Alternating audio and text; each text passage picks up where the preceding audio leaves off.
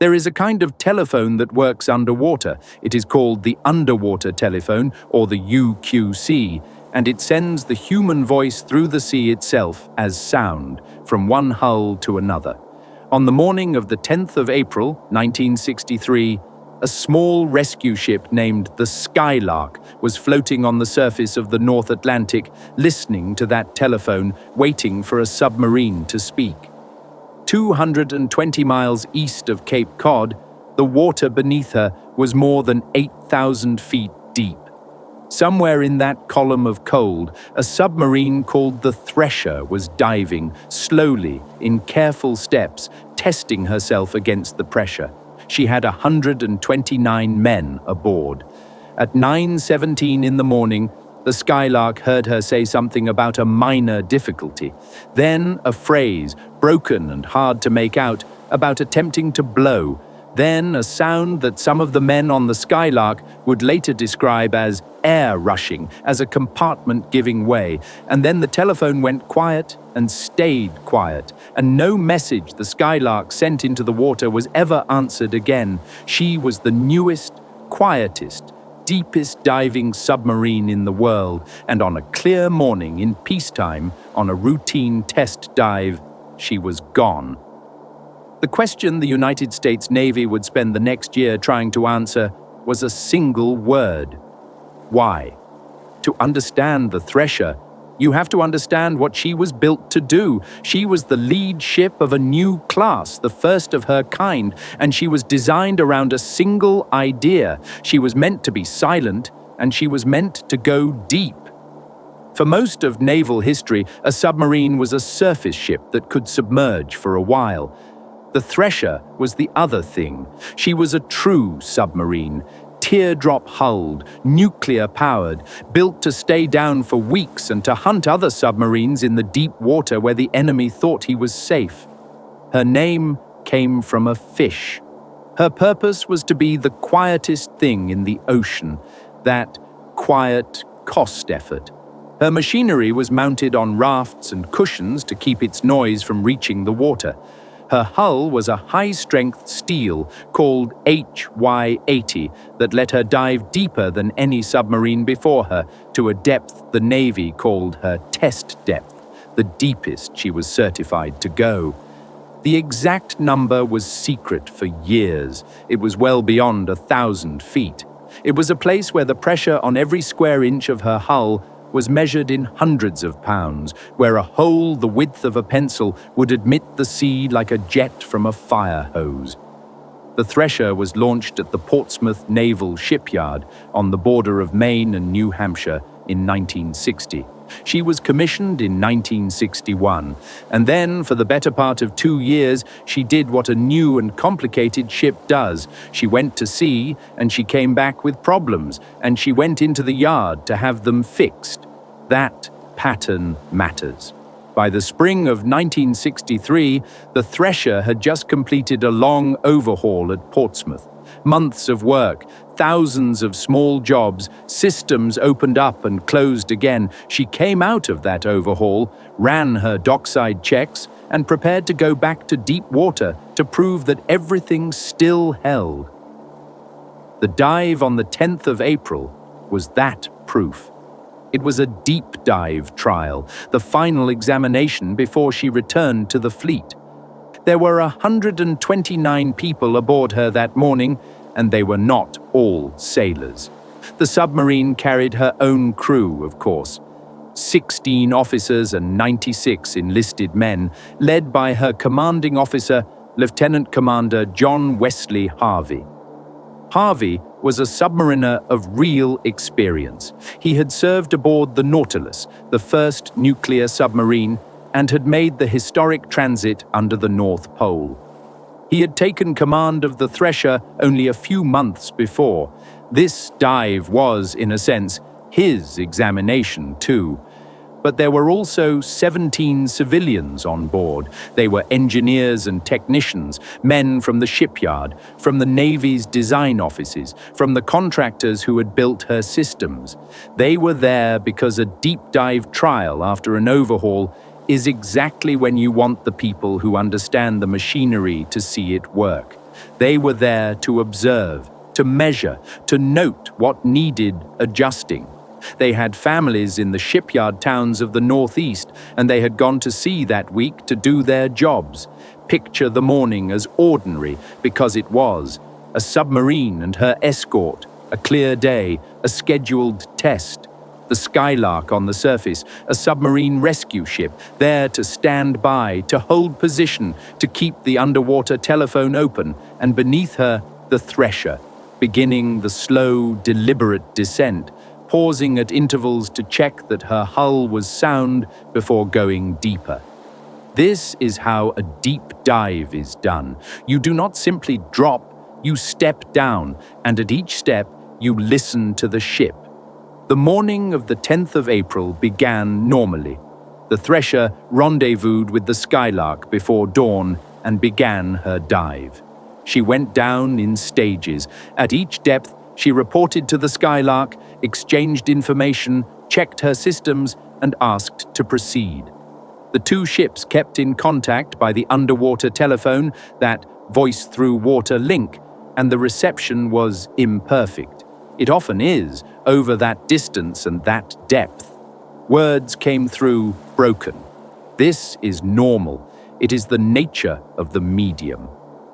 By a little after 9 in the morning, the Thresher had descended near her test depth. She was deeper than any other submarine on Earth was cleared to be. And then the calm record of a routine dive breaks. At around 9:12, she reported to the Skylark that she was experiencing a minor difficulty and was attempting to correct it. The message was calm. It did not sound like an emergency. A few minutes later came the fragment that the Court of Inquiry would record with great care, because the words were broken and no one could be certain of all of them. As the inquiry set it down, the reception was garbled. What the Skylark's men believed they heard included the phrase, experiencing minor difficulties, have positive up angle, attempting to blow. An up angle means the bow tilted upward, the ship trying to rise.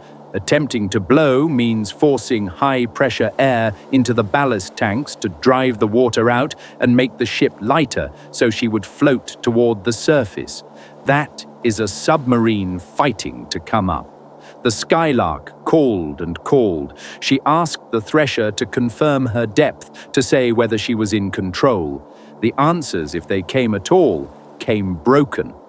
One last fragment reached the surface that the inquiry could not fully resolve.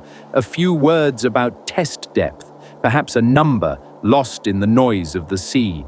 And then, at about 9:18, the men on the Skylark heard a sound through the water. Later, they described it in the language of people reaching for a comparison they had never needed before, like air rushing into a tank, like a ship breaking up, a low, dull, muffled noise. After that, nothing. The Skylark kept calling for hours. She dropped small signal charges into the water, a prearranged code, asking the Thresher to respond if she could. No answer came.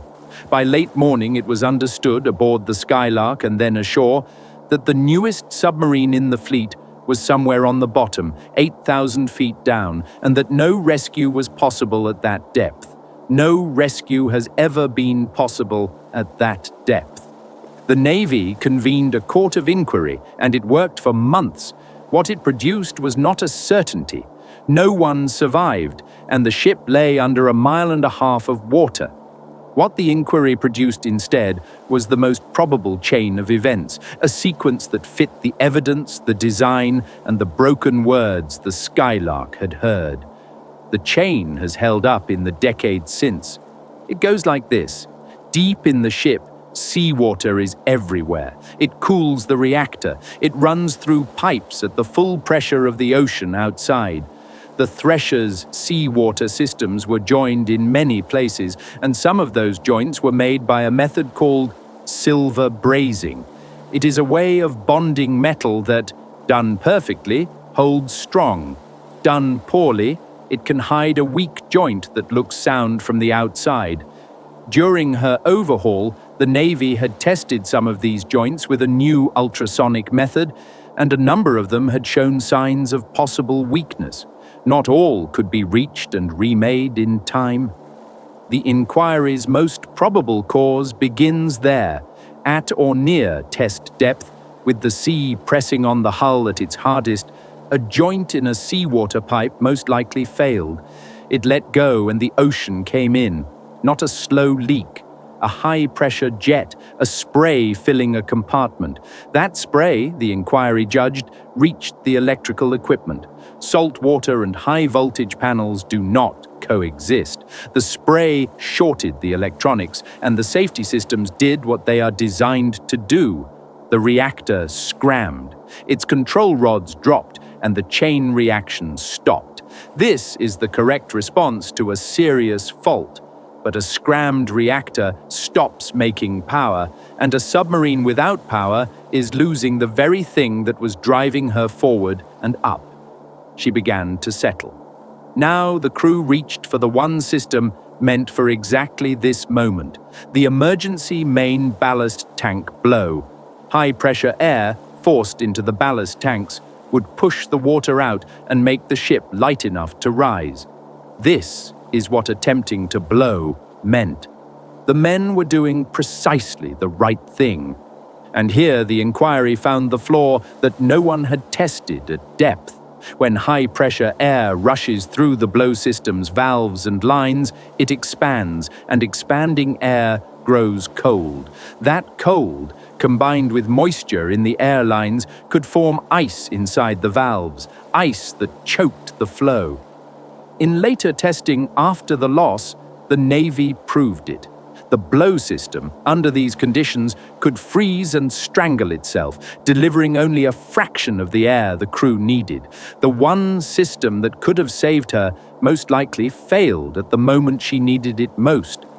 So the picture the inquiry drew is this: she could not get light because the blow system had iced. She could not get power because the reactor had scrammed on the flooding, and she was already below the depth from which she could recover. She drifted down, past her test depth, toward the depth at which the sea finally wins. The collapse depth, where the pressure exceeds what any hull can bear. At that depth, the end is instantaneous. The hull collapses in a fraction of a second, faster than thought. The 129 men aboard would have known the ship was in trouble.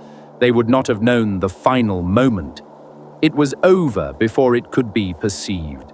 That is the causal chain. A brazed joint, a spray of seawater, a shorted panel, a scrammed reactor, a frozen blow valve, and a long, unstoppable descent. Each link was a real thing that could be measured and, afterward, tested. Together, they explained how the safest submarine in the world could be lost on a calm morning without a single shot fired. The Navy did two things after the Thresher that were not ordinary. The first was that it told the truth. In an era of deep secrecy about nuclear submarines, the Navy's inquiry and its public account were, by the standards of the time, unusually candid. The service did not hide behind the classification of the ship. It named the probable cause. It admitted that its own certification and quality control had not been good enough. That candor was itself a decision, and it made the second thing possible. The second thing was called SUBSAFE. SUBSAFE is a certification program born directly from this loss, and it changed how submarines are built and maintained in the United States. The idea is narrow and severe. Any part of a submarine whose failure could let the sea in or could prevent the crew from recovering from flooding is designated as SUBSAFE. Every such part must have documented proof of its material, its fabrication, its testing, its installation, not a signature saying it was done, evidence that it was done. If the paperwork does not exist, the work is presumed not to have been done, and the submarine does not go to sea.